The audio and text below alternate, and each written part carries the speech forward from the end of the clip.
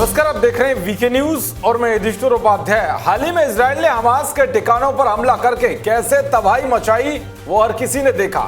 इसके बावजूद भी हमास के आतंकी बाज आने के लिए तैयार नहीं है और वो फिर से इजराइल को उकसाने की कोशिश कर रहे हैं। जी हाँ, इजराइल और फलस्तीनी उग्रवादी गुट हमास के बीच तनाव खत्म होने का नाम नहीं ले रहा है। गाजा में कई दिनों तक चले भीषण संघर्ष के बाद इजराइल और हमास के बीच शांति के लिए सहमति बनी थी, लेकिन ये टूटती दिख रही है। हमास के सदस्य लगातार इजराइल पर कॉन्डोम और पतंग बम से हमले कर रहे हैं। इसके जवाब में इजरायली वायुसेना ने लगातार दूसरे दिन गाजा पट्टी पर जोरदार मिसाइल हमले किए, जिसने आतंकियों के बीच हाहाकार मचा दिया।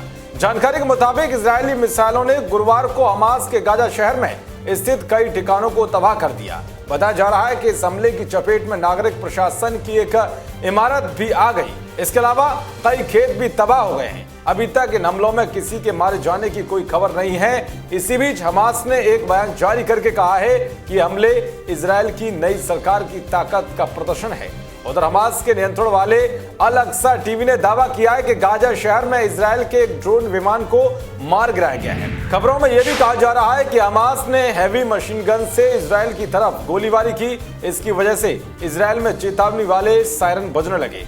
उधर इजरायली मीडिया ने दावा किया है कि सेना ने गाजा की ओर से लगातार तीसरे दिन विस्फोटकों से भरे गुब्बारे छोड़े जाने के बाद ये कार्रवाई की है।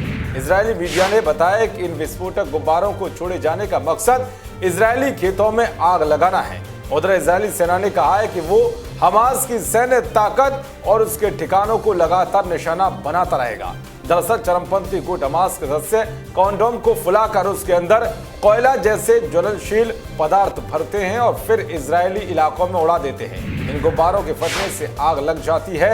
यही नहीं, कई कॉन्डोम के अंदर विस्फोटक पदार्थ भी भरकर उड़ाए जाते हैं, जिससे वे जहां गिरते हैं वहां पर विस्फोट हो जाता है। दक्षिणी इजराइल में इन गुब्बारों की वजह से आग लगने की घटनाएं काफी तेज हो गई हैं। टाइम्स ऑफ इजराइल की रिपोर्ट के मुताबिक इन कॉन्डोम गुब्बारों की वजह से इजराइल में हजारों एकड़ की फसल नष्ट हो गई है।